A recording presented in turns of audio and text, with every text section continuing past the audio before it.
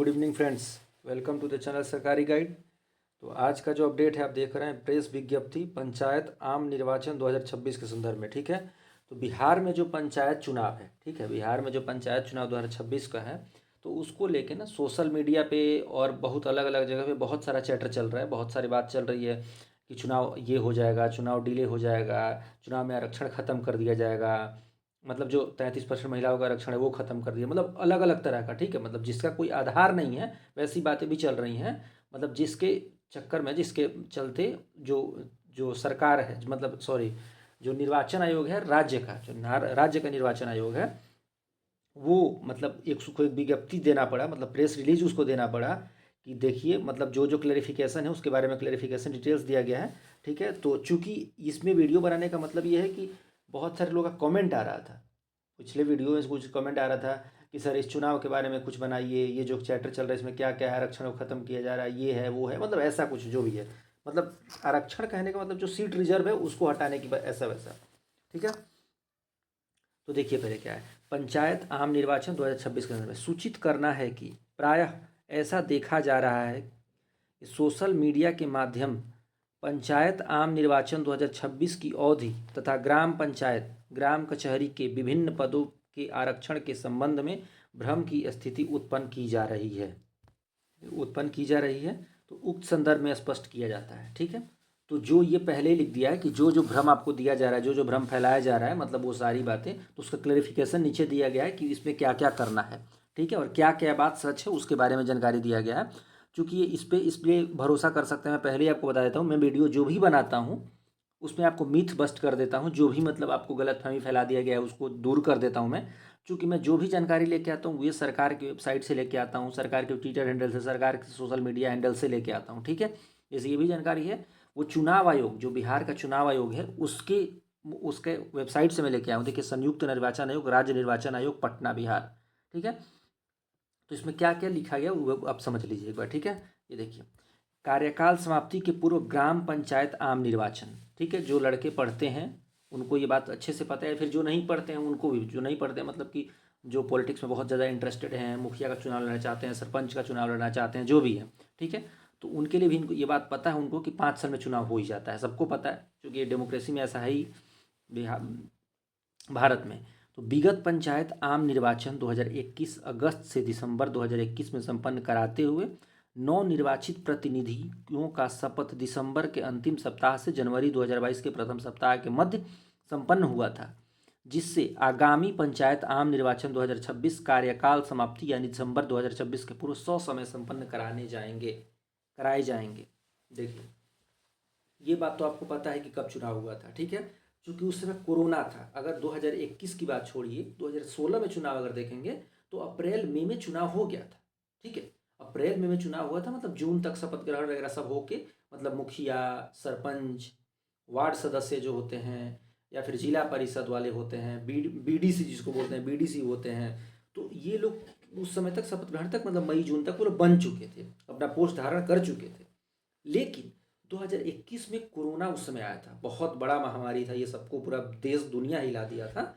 तो उस महामारी के कारण हुआ कि चुनाव टलते गया, टलते गया, टलते गया, और टलने का ये हुआ कि आपको जाके नवंबर दिसंबर में चुनाव हुआ। वैसे इसमें अगस्त लिखा, तो अगस्त में चूंकि नोटिफिकेशन आया तो फिर दिया हुआ कि नहीं नहीं कितना डिले किया जाएगा, तो इस चक्कर में क्या किया, दिसंबर तक चुनाव, मतलब नवंबर दिसंबर तक चुनाव करा लिया गया।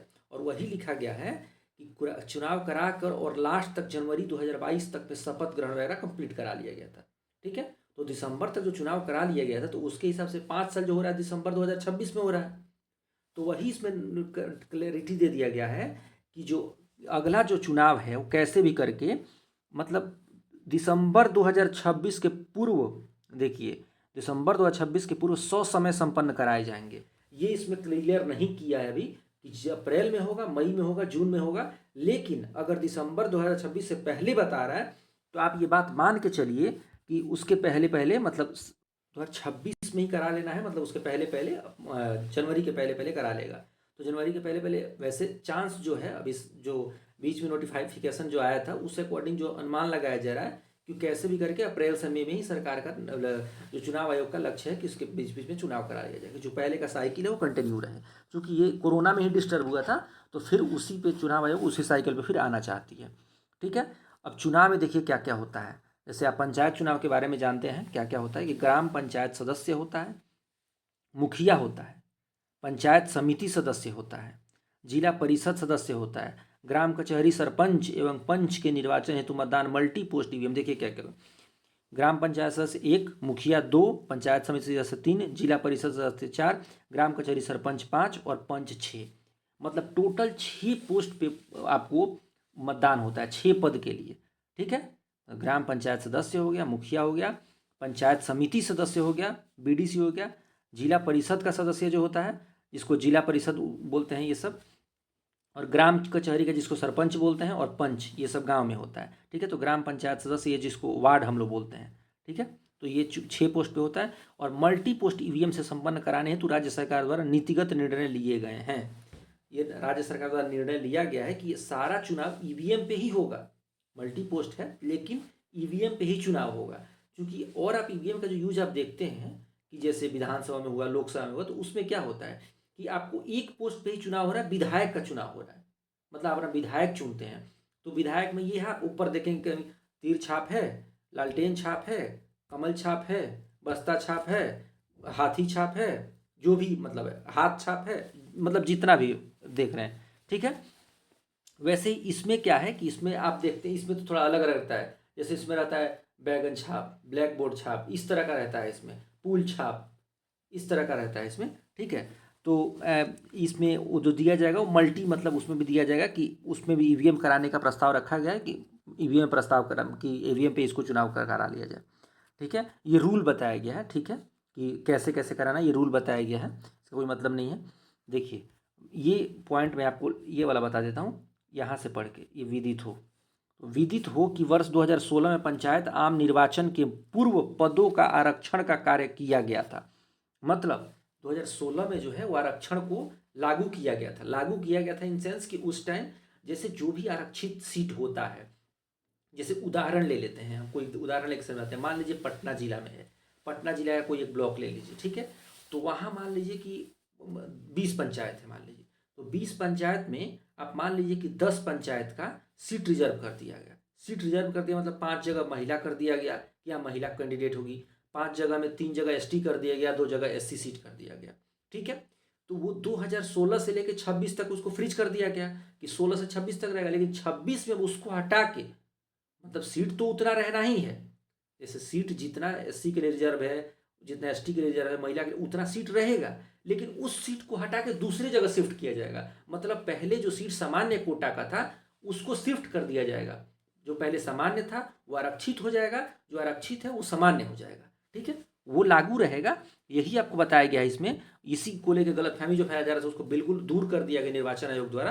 ठीक है, मतलब जो निर्वाचन आयुक्त जो बिहार सरकार के हैं, बिहार के हैं, ठीक है, तो इनके द्वारा ये दूर कर दिया गया है कि पंचायत निर्वाचन कराया गया है। इस प्रकार आगामी आम निर्वाचन 2026 संपन्न कराए जाने से पूर्व ग्राम पंचायत, ग्राम कचहरी के विभिन्न पदों का आरक्षण का कार्य ससमय कर लिया जाएगा। तो इसके लिए बिल्कुल टेंशन नहीं लेना है। ठीक है, जो जो मैसेज कर रहे थे उनको मैं बता दूं कि आपका एकदम सब सारा डाउट इसमें क्लियर कर दिया गया है। ठीक है, एक छोटा सा प्रेस विज्ञप्ति के तहत सारा आपका जानकारी को मतलब दुरुस्त कर दिया गया है, और ऐसा कुछ नहीं होने वाला है। हाँ, बस उसको शिफ्ट कर दिया जाएगा, जो आरक्षण इस सीट पे उस सीट पे चला जाएगा, उस सीट का जो जनरल कोटा है मतलब सामान्य वाला सामान्य, आरक्षित वाला आरक्षित नहीं रहेगा, लेकिन जो आरक्षित है वो बचा ही रहेगा। महिला का जो 33% है वो है ही रहेगा ही। ठीक है, तो उम्मीद करता हूँ इस वीडियो में आपको सारी जानकारी दे दिया हूँ। ठीक है, बाकी जो बिहार चुनाव से रिलेटेड, बिहार पंचायत चुनाव से रिलेटेड जो आगे जानकारी आएगा मैं इस वीडियो में बिल्कुल देता रहूँगा।